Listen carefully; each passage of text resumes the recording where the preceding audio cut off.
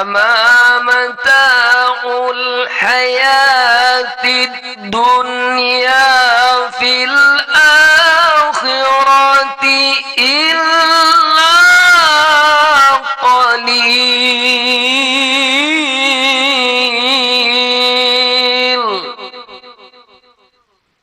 Shadaqallahul azim. Padahal kenikmatan hidup di dunia ini dibandingkan dengan kehidupan di akhirat hanyalah sedikit. Quran Surat At-Taubah ayat 38.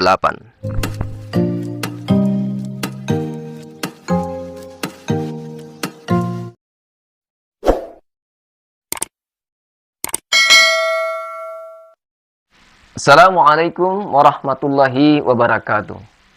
Alhamdulillahirabbil alamin. Asyhadu an la ilaha illallah wahdahu la syarikalah wa asyhadu anna Muhammadan abduhu wa rasuluh la nabiyya ba'da. Allahumma salli ala sayyidina Muhammad wa ala alihi wa sahbihi ajma'in.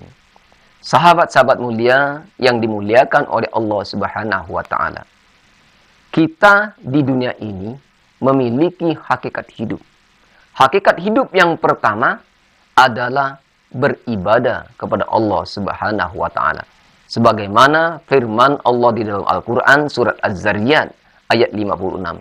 Wa ma khalaqtul jinna wal insani illa liya'budun. Tidaklah kuciptakan jin dan manusia kecuali untuk beribadah kepadaku. Lalu hakikat yang kedua, hakikat hidup kita yang kedua, hidup kita ini adalah ujian dari Allah Subhanahu wa taala. Allah berfirman, yang menjadikan mati dan hidup supaya Dia menguji kamu, siapa di antara kamu yang paling baik amalannya. Al-Quran Surat Al-Mulk ayat 2. Sahabat-sahabat mulia yang dimuliakan oleh Allah Subhanahu wa taala. Dari dua hakikat hidup ini, maka kita bisa mengambil hikmahnya. Hikmah yang pertama adalah bahwa dari waktu ke waktu, hari demi hari, bahkan detik demi detik, hendaklah kehidupan kita ini kita hiasi dengan amalan-amalan yang mengandung nilai ibadah kepada Allah Subhanahu wa taala. Lalu yang kedua, makna yang kedua, selain kita ini melakukan ibadah yang konsisten terus-menerus kepada Allah Subhanahu wa taala, maka tidak cukup dengan itu, tetapi kita dituntut untuk meningkatkan kualitas dari ibadah itu sendiri. Ketika ibadah itu sifatnya wajib, maka kualitas ibadah kita bisa lakukan upaya dengan meluruskan niat ikhlas lillahi ta'ala. Ikhlas kepada Allah Subhanahu wa ta'ala.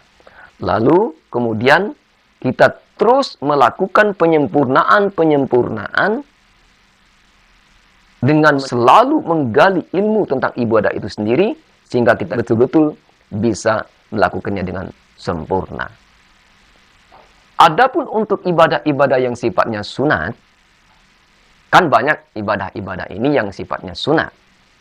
Maka untuk itu, selain dari kita meluruskan niat, selalu meluruskan niat lillahi ta'ala kepada Allah Subhanahu wa ta'ala, dan kemudian kita selalu berusaha untuk menyempurnakan dengan meningkatkan ilmu pengetahuan kita di dalam ibadah itu sendiri, maka alternatif lain untuk meningkatkan kualitas ibadah kita untuk yang sunat, yaitu kita memilih dari beberapa alternatif pilihan-pilihan berdasarkan waktu yang sesuai dengan jenis ibadah tersebut. Sehingga kita sebaiknya memilih jenis ibadah yang memiliki nilai pahala yang maksimal. Sahabat-sahabat mulia yang dimuliakan oleh Allah Subhanahu wa taala.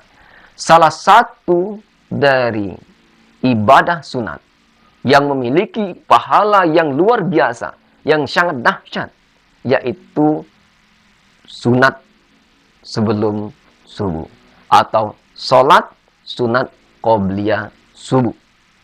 Sholat sunat qobliyah subuh ini memiliki pahala yang luar biasa kalau kita melakukannya. Sebagaimana Nabi besar Muhammad sallallahu alaihi wasallam bersabda, "Raka'atul fajri khairum minad dunya wa ma fiha." 2 rakaat fajar itu lebih baik daripada dunia dan seisinya. Hadis riwayat Muslim nomor 725. Sahabat-sahabat mulia yang dimuliakan oleh Allah Subhanahu wa taala. Hadis ini memberikan penjelasan yang terang benderang kepada kita bahwa begitu dahsyat, begitu luar biasanya, begitu tingginya nilai pahala salat sunat qobliyah subuh, salat sunat sebelum subuh ini. Akan sangat rugi sekali, sahabat-sahabat mulia, jika kita menyanyiakan kehidupan kita ini dengan tidak melaksanakan salat sunat qobliyah subuh. Sahabat-sahabat mulia yang dimuliakan oleh Allah Subhanahu wa taala. Mungkin saja kita merasa bangga memiliki kekayaan, satu atau beberapa mobil mewah. Bahkan mungkin kita sombong dengan memiliki kekayaan, rumah mewah, perusahaan-perusahaan besar, harta berlimpah. Padahal semua kekayaan yang kita miliki tersebut di mata Allah Subhanahu wa taala itu belumlah seberapa. Masih sangat kecil, masih sangat sedikit jika dibandingkan dengan Allah akan memberikan pahala kepada kita jika kita melaksanakan salat sunat sebelum subuh. Satu kali saja kita melaksanakan salat sunat sebelum subuh, maka Allah akan memberikan dunia dan seisinya. Artinya dunia dan seisinya ini menjadi milik kita. Maka akan sangat rugi, sahabat-sahabat mulia, jika di dalam hidup dan kehidupan kita di dunia ini, kita menyia-nyiakan hidup kita tidak melaksanakan salat sunat qobliyah subuh ini. Karena janganlah kita memandang kehidupan kita ini akan abadi di dunia. Atau kita memandang sesaat bagaimana harta kekayaan, bagaimana mobil-mobil yang kita miliki, rumah yang kita miliki, perusahaan-perusahaan besar yang kita miliki, membuat kita menjadi silau. Karena kita hanya memandang kehidupan di dunia ini. Tapi pandanglah, kehidupan kita ini adalah untuk kehidupan abadi di akhirat nanti. Kehidupan kita jauh abadi di akhirat nanti. Kehidupan di dunia ini, kata Allah Subhanahu wa taala, jika dibandingkan dengan kehidupan akhirat, tidaklah seberapa. Illa qalil, sangatlah sedikit. Allah Subhanahu wa taala berfirman di dalam Al-Qur'an, A'udzu billahi minasyaitonir rajim. Fama mata'ul hayatid dunya fil akhirah illa qalil. Padahal kenikmatan kehidupan di dunia ini dibandingkan dengan kehidupan di akhirat hanyalah sedikit. Quran surat At-Taubah ayat 38. Junjungan kita Nabi besar Muhammad sallallahu alaihi wasallam juga telah menjelaskan perbandingan kehidupan dunia dan akhirat ini.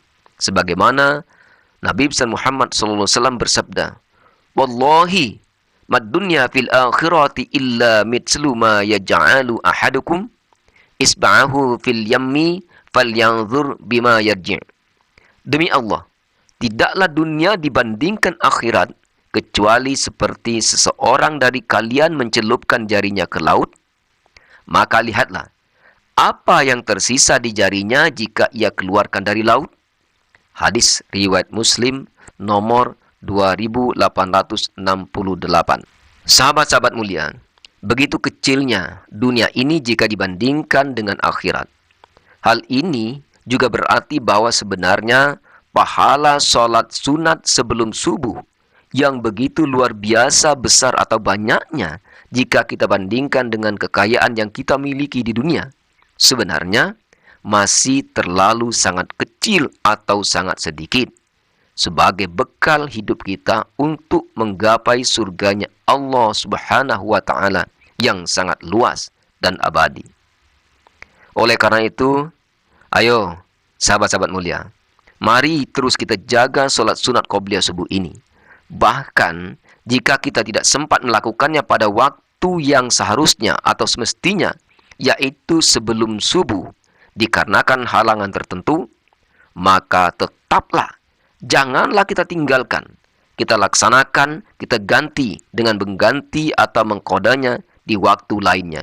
Sebagaimana Nabi Muhammad SAW bersabda, "Man lam yusalli raka'atayil fajri, falyusallihima ba'dama tatlu'us syams." Barang siapa yang belum melaksanakan sholat 2 rakaat fajar, maka hendaklah mengerjakannya setelah matahari terbit. Hadis riwayat Tirmizi nomor 423. Atau bisa juga langsung diganti setelah sholat subuh. Sebagaimana hadis yang diceritakan oleh Qais bin Kahd. Rasulullah SAW keluar dari rumah. Lalu iqamah pun dikumandangkan. Aku sholat subuh bersama beliau. Kemudian Nabi SAW berlalu dan menjumpai sedang sholat. Rasulullah bersabda, "Wahai Qais, bukankah engkau sholat subuh bersama kami?" Aku menjawab, "Ya, wahai Rasulullah. Sesungguhnya aku tadi belum mengerjakan sholat sunat 2 rakaat fajar." Rasulullah bersabda, "Kalau begitu, silakan." Hadis riwayat Tirmizi nomor 422. Namun, sahabat-sahabat mulia, yang lebih utama adalah dikerjakan setelah matahari terbit. Demikian, sahabat-sahabat mulia, mudah-mudahan tausiah singkat ini dapat memberikan pemahaman kita semakin mendalam tentang pahala sholat sunat qobliyah subuh atau sholat sunat sebelum subuh. Sehingga dapat bermanfaat bagi kita semua, khususnya bagi keluarga Munarwan dalam meningkatkan keimanan dan ketakwaan kepada Allah Subhanahu wa taala. Assalamualaikum warahmatullahi wabarakatuh. Dan jangan lupa subscribe, like, comment, and share.